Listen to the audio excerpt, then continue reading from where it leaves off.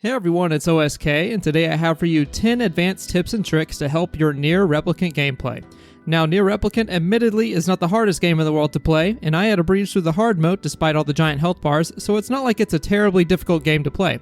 However, these 10 tips and tricks are designed to help you enjoy NieR Replicant even more and help you save some time with some of these lengthy side quests you'll find around the game world. And for those of you that need it, minor spoilers for part 2 gameplay in this video of older NieR, and of course, if you do enjoy these sorts of guide videos and think I do a good job, please be sure to leave a like on the video and consider subscribing and ringing the bell for the channel if you'd like to see more content from me. I'll be covering really any game I'm enjoying at the time, so we're wide open in terms of content, but I'll make sure to keep it high quality at all times. Now with that out of the way, let's get into this. Now to start us off, I'm going to show you how to save 26 hours of farming. That's right, not just 24 hours, but 26. Now if you're on PC, I know for a fact that you don't even have to close out of the game, but for console, you may have to exit the game to do this every time. Basically, what you want to do is create a save file before you plant anything, and make sure you set your time zone to UTC-12 International Dateline West. Next, load into that save file and plant your seeds. After you're done with that, save again, change your time zone to UTC plus 14 Kiritimati Island, and load up that save. When you go into your garden, you'll see that your flowers are all grown and your crops will have grown as well. I didn't even have to use any fertilizer to get to this point either. Basically, the game uses time passed with your time zone to track the growth of your crops. By manipulating your time zones in your system, you're able to skip, again, 26 hours on PC, and I think the same on console, though it might just be 24. I'm not quite sure to be honest, but I know you can do it on console at the very least to some extent. Now, if you want to make sure that your flowers die so you can collect your seeds, I am sorry to say that even with speed fertilizer, you cannot instantly get dead flowers, but it does save a day, so it'll speed up your attempts to crossbreed some flowers. You can also create a second save file before you plant if you want to use this trick to peek forward in time to see if you crossbreed successfully or not, and just plant again if you need to reset the RNG, so it's pretty useful for that too.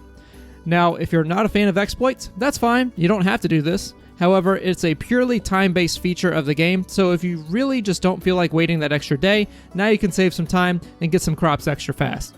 Well, that was a long first tip. Tip number 2 is pretty straightforward. You'll see this one often in a bunch of combo videos. Basically, just don't forget that you can go into the magic menu and change up all these bindings into different spells.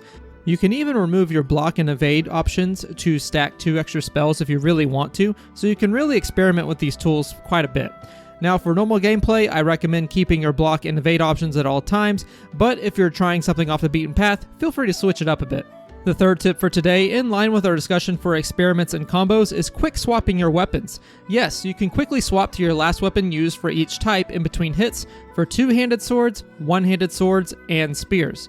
To do this, simply go into your options like so, set your weapon swap to tap, and there you go. Once you're in game, you can then just tap the weapon type button and you'll swap right away. Now in the middle of combat, there is kind of a commitment with your animations, so the swap won't happen immediately, but if you find a good window of opportunity, you can definitely make it work very well. Our fourth tip today is pretty short and sweet. You may notice that if you run in a straight line for long enough, you'll start to sprint automatically. I like turning this option off in the settings. In the middle of combat, a lot of times a sprint attack will take a while to perform fully, and you might even do one by accident. So to limit this and give myself more control, I like to turn this off in the game settings. If I want to sprint, I just dodge roll and off I go. Halfway through the list is tip number 5, animation canceling, specifically from evading during your attacks. Typically speaking, you can evade during just about any action except for some heavy attacks when you're locked into the attack animation, but for the most part, if you try to evade at any time, you will successfully dodge the attack.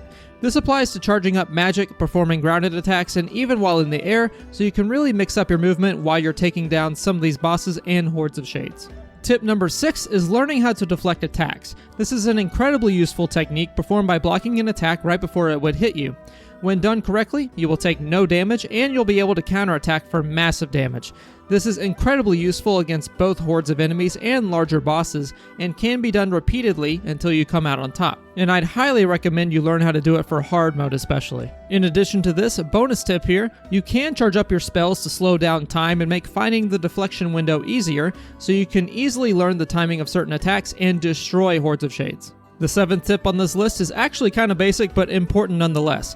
Just use Dark Wall. Seriously, equip it in your secondary slot, charge it up all the way, and charge through anything with it. It is such a safe option to use in most situations, even on hard mode. It provides a barrier against all forms of damage until it dissipates, and it also prevents you from staggering, so you don't even have to worry about evading at all. You can just dive right into the action and slay all kinds of enemies. It's one of those things that I had to experiment with to finally discover, so I hope this tip saves a bunch of you new players time. Tip number 8 is going to round out the combat portion of these tips, and that is simply to call attention to Dark Execution. Dark Execution might seem like a simple, low-damaging spell that just has a cool effect and pins enemies down, but it is so much more than that.